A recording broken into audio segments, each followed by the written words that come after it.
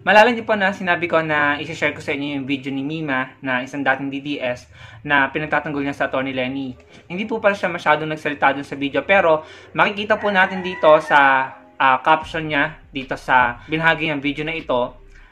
So sabi dyan, punong-puno ng fake news talaga ang SMNI to the point na nasaan ang ebidensya nila. Tapos dun sa baba, BBM binoto ko pero hindi to fair kay former VP Lenny. Ayan. So, kahit si Mima Alicia, dating DDS, alam niya na hindi tama yung naging treatment or ginagawa nila Badoy kay Atty. Lenny. Lalo-lalo na yung pang-red tag, no? Kasi itong video na to ni Badoy ay nare-red tag niya si Atty. Lenny pati yung Angat Buhay, no? So, fairness sa kanya at saka marami ng ex-DDS ngayon talagang nag-iba na yung perception pananaw kay Atty. Lenny. At dati hindi niya tinatawag na VP Lenny o si Atty. Lenny, no? Pero ngayon tinatawag niya, nakikita na natin yung paggalang. Siguro na-realize na niya ngayon yung tama at mabuti, no? Si Mima po ay isa sa talagang grabe din magsalita kay Atty. Lenny. As in, talagang nakaka-offend at saka masakit po, no? Lalo na para sa ating mga supporter ng Atty. Lenny. Pero ngayon, nakikita natin na siya na rin mismo yung nagsasabi na hindi yan fair. Fake news yung ginagawa ni Badoy, nakalagay naman dyan, ano? So, baka namulat na rin si Mima, no? At sana magtuloy-tuloy ito. Pero hindi naman natin kinukuha sa kanya yung pagiging BBM supporter niya, no? Pero sana pagdating talaga sa mga tama at totoo, yun lamang ang pinagtatanggol natin at pinangahawakan. At pagdating sa kasinungalingan at fake news, sana sama-sama tayo sila na lumaban na sa fake news, ano? So, ayan, no? Nakikita natin na sila na rin mismo ang nagsasalita. Pakinggan natin siya dito. Binoljak niya si Harry Roque, no? Sa mga sinabi ni Harry Roque patungkol sa press freedom, issue ng SMNI. Ito po, pakinggan po natin. Mukhang nagka-amnesia ata itong si Harry Roque. Ano yung sabi mo 2 years ago?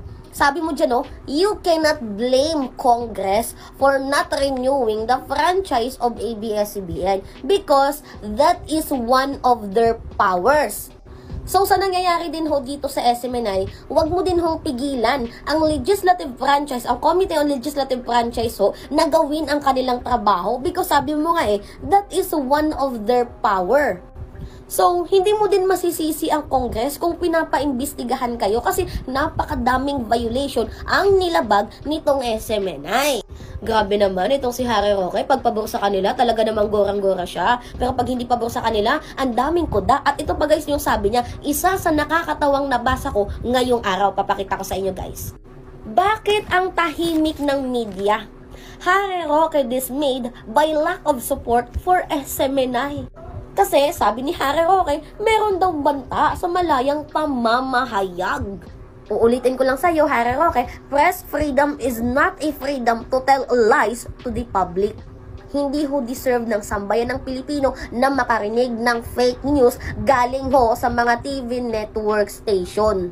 Tsaka ito yung malala guys, so yan, kilala niyan si Kyrie. Siya na nga yung nagsabi ng sandamakmak na fake news, tapos sila pa tong sumusweldo ng 100,000 per month bilang fake news peddler. Talaga nga naman, Pilipinas, ang hirap mong mahalin.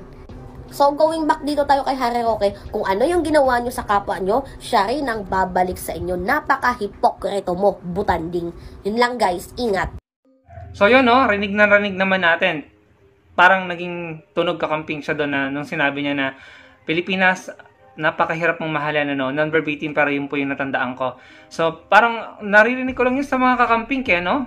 Pero ngayon, naririnig ko na sa isang ex-DDS, ano? So, nakikita nga po natin ngayon ay tila marunong na silang makarecognize ng tama at totoo, no? Pero siya pa rin po ay isang BBM supporter, ano? So, wala pong problema doon kung siya po ay sumusuporta kay BBM sa current administration. Wala pong problema doon. Pero pagdating po sana sa tama at totoo, pare-pareho po tayo na sumusuporta doon, ano? Sana ganun palagi. At pagdating sa kasinungalingan at fake news, pare-pareho din tayong lumaban doon. Lalo-lalo na sa red tagging, no? Yung mga walang basihan na red tagging, no? Kasi ginawa dito ni Mima Alicia, tama at mabuti yung ginawa niya dahil may point siya doon, nag-iiba-iba ang mga statement, no, ni Harry Roque. Parang walang prinsipyo at walang tamang paninindigan, no? Pagpabor sa kanila, wala silang pakialam kahit napasara yung ABS-CBN. Pero ngayon na sila na yung ginigisa at matatanggalan ng prangkisa, bigla na silang yung nananawagan ng press freedom. At ginagamit pa nila yung mga mamamayan, ano? So, I doubt kung makikisimpatya sa inyo ang majority. No? So, yun lamang po muna ngayon ang gusto kong i-share. Ano pong masasabi nyo sa binahagi ko sa inyo sa mga sinabi ng dating DDS na si Mima Alicia. I-comment nyo lang po sa baba at pakilike po ng video natin and I'll see you again on my next video. Salamat po.